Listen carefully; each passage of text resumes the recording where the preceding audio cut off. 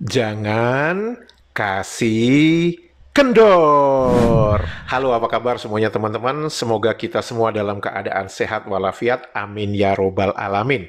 Selamat datang di kanal ini, kanal yang berbicara pernak-pernik dan informasi tentang negara dan warganet Malaysia yang seringkali ajaib tersebut. Semoga informasi tersebut bermanfaat untuk warganet Indonesia.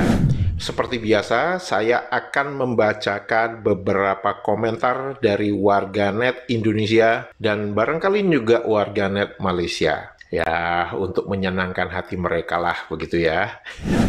Komentar pertama ini dari Mas Seto Mustafa. Saya jadi ketawa sendiri kalau melihat orang Bani Sarapan Malaides tipe M berkomentar menanggapi video yang saya unggah. Saya teringat tokoh pewayangan yang namanya Cakil. Saya kalau disebut Cakil itu saya udah mau ketawa aja. Oke, nggak apa-apa.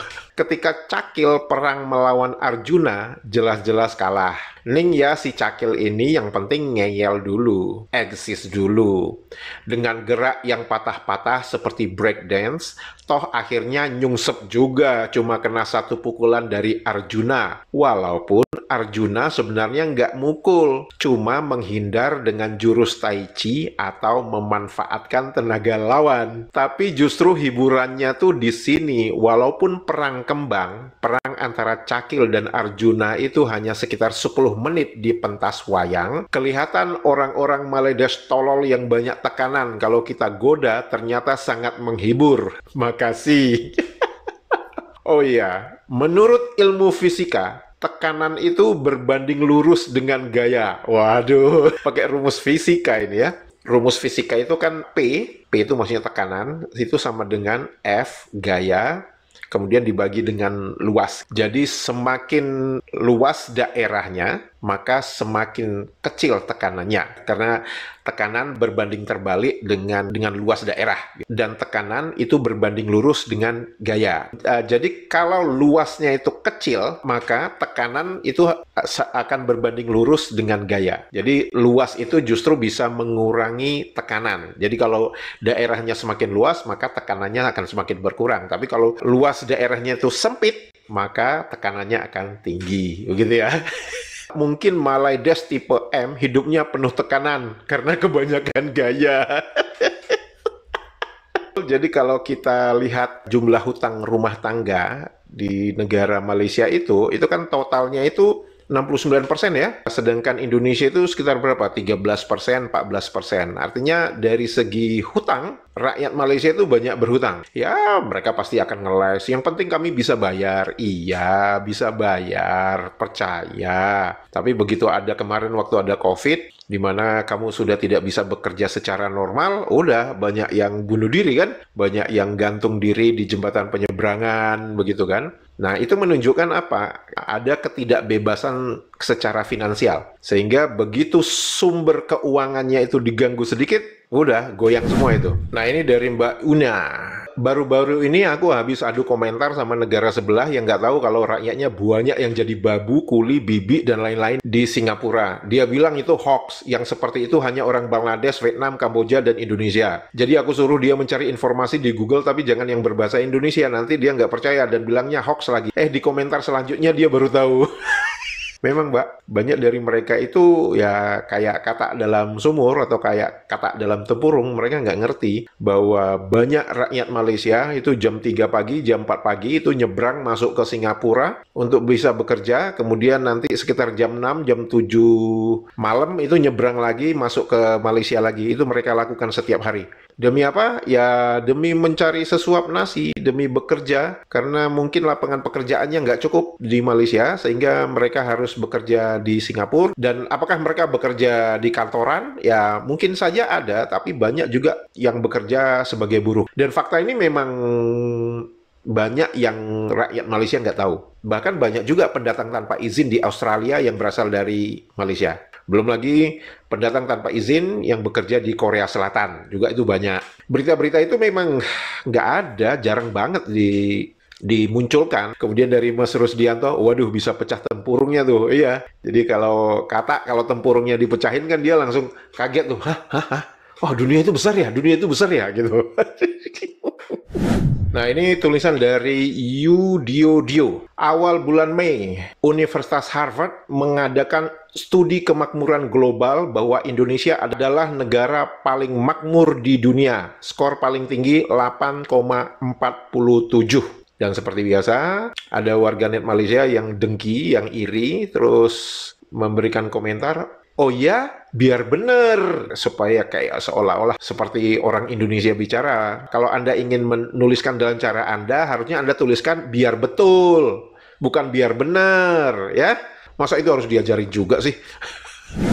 Untuk sebagai pengetahuan kepada warganet Malaysia tadi yang mengatakan oh ya biar benar tadi, maka mari kita membaca artikel berita yang dituliskan oleh CNBC Indonesia. Studi Harvard, Republik Indonesia jadi negara dengan warga paling makmur, dituliskan pada tanggal 7 Mei 2025. Indonesia dinilai sebagai salah satu negara dengan warga paling makmur di dunia berdasarkan studi yang dilakukan Universitas Dunia Harvard. Indonesia, negara berpenghasilan menengah, menduduki puncak daftar dengan skor kemakmuran gabungan tertinggi, diikuti oleh Israel, Filipina, dan Meksiko. Melansir Fortune, studi kemakmuran global atau Global Flourishing Study melakukan tes kepada 200.000 orang di 22 negara selama 5 tahun. Indeks kemakmuran memperhitungkan kebahagiaan dan kepuasan hidup penduduk, kesehatan mental dan fisik, makna dan tujuan, karakter dan kebajikan, dan hubungan sosial yang erat. Hasil dari survei menunjukkan 3/4 peserta di Indonesia melaporkan menghadiri kebaktian keagamaan setidaknya seminggu sekali. Hal ini menunjukkan alasan mengapa keterhubungan sosial mereka lebih tinggi daripada di negara lain. Indonesia seringkali dikontraskan secara tidak menguntungkan dengan Jepang dalam diskusi tentang pembangunan internasional yang disebut sebagai contoh dari apa yang disebut perangkap pendapatan menengah, di mana pertumbuhan ekonomi terhenti sebelum mencapai tingkat pendapatan tinggi. Menurut para peneliti, menjadi warga yang berkembang berarti juga memiliki lingkungan yang mendukung pertumbuhan dan menjadi bagian dari perkembangan seseorang. Maka dari itu, kekayaan suatu negara kurang menjadi faktor dalam persepsi penduduk tentang perkembangan. Klaim yang dibuat di sini bukanlah pernyataan kausal tentang produk domestik bruto yang menurunkan makna.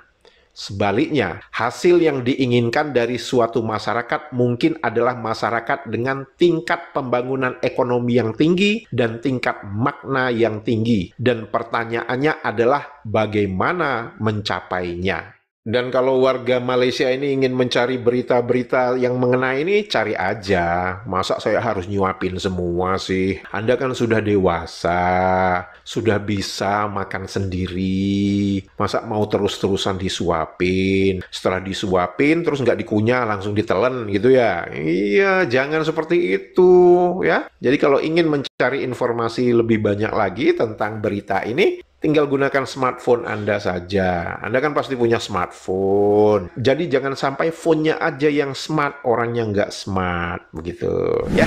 Nah, ini berita gembira untuk bulu tangkis Indonesia.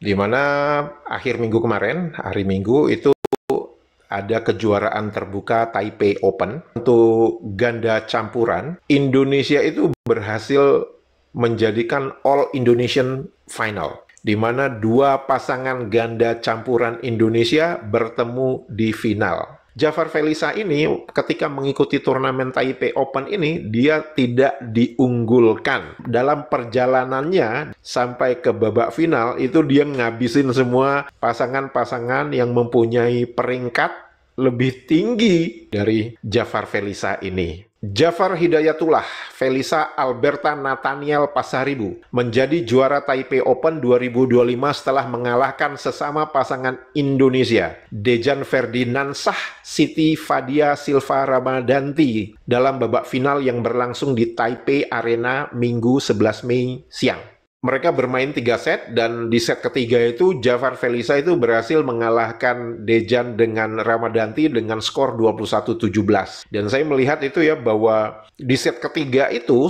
Dejan dengan Ramadanti itu sudah memimpin, sudah jauh. Kalau nggak salah sudah sampai berapa ya? 15-8 atau 14-8 gitu. Dikejar satu. Akhirnya dihajar habis sampai selesai. Begitu.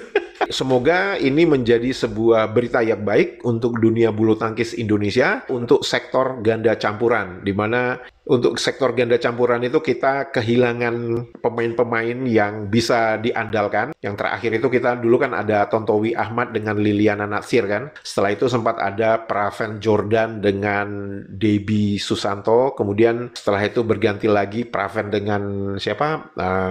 Yang orang Banten itu, saya lupa namanya. Tapi setelah itu mereka mundur dari Platnas, kemudian muncul bibit-bibit baru, tapi karena di Platnas itu memang harus selalu ada yang tandem. Jadi harus ada yang senior, harus ada junior. Kalau dua-duanya baru pertama kali masuk ke Platnas itu susah untuk nariknya gitu loh. Dan semoga ini membuat sektor ganda campuran Indonesia dalam cabang bulu tangkis menjadi lebih baik. Amin.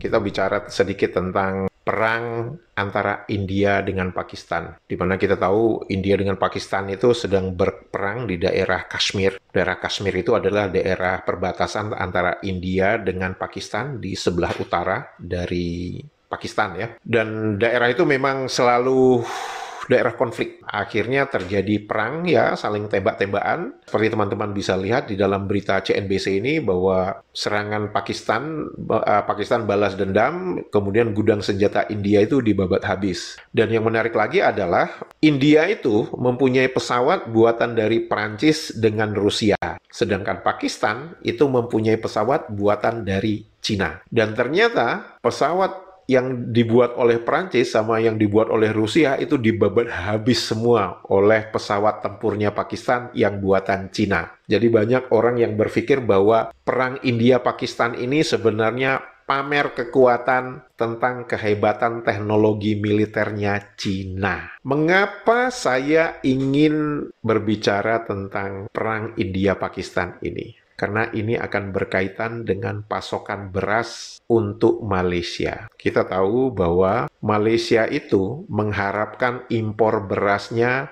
dari India dan Pakistan. Jadi, jika perang India-Pakistan ini skalanya semakin besar, maka Malaysia akan mengalami ancaman pasokan beras. Apa pernyataan dari Menteri Pertanian Malaysia? India dan Pakistan berada dalam keadaan tegang. Kita harap tidak berlaku peperangan. Kalau berlaku peperangan, dua negara itu adalah pengekspor beras ke Malaysia. India beras putih dan basmati, Pakistan basmati. Nah, teman-teman sudah mendengarkan sendiri kan apa yang disampaikan oleh Menteri Pertanian Malaysia itu, bahwa India dengan Pakistan itu adalah pemasok beras Malaysia. Malaysia itu punya kepentingan agar jangan sampai perang India-Pakistan itu semakin meningkat. Sehingga apa yang dilakukan bahwa Perdana Menteri Malaysia itu mencoba mengajukan dirinya sebagai mediator, sebagai penengah, agar perang antara India dengan Pakistan itu tidak terjadi. Malaysia ready to help cool India-Pakistan tension. Malaysia itu siap untuk membantu mendinginkan ketegangan antara India dan Pakistan. Perdana Menteri Malaysia itu mengatakan bahwa hubungan yang erat dengan kedua negara menempatkan Malaysia dalam sebuah posisi untuk bisa mendukung usaha perdamaian dan stabilitas di daerah tersebut. Sebagai orang yang normal, kita tentu akan bertanya, ngapain kok Perdana Menteri Malaysia pengen mendamaikan hubungan hubungan antara India dan Pakistan ini. Sedangkan kalau kita berbicara tentang jarak, mungkin ya kejauhan ya. Kalau kita berbicara tentang karena Malaysia saat ini sebagai ketua ASEAN, tapi dia tidak menyatakan itu sebagai ASEAN, dia menyatakan sebagai Malaysia. Jadi dia tidak membawa nama ASEAN di sini. Tidak seperti ketika dia dikatain oleh Bill O'Reilly itu, terus dia bawa ASEAN kan gitu. Kalau sekarang dia membawa nama Malaysia aja gitu kan ya. Apakah tawaran dari Anwar Ibrahim ini disambut baik oleh pihak yang sedang berperang saat ini? Mari kita baca berita berikutnya.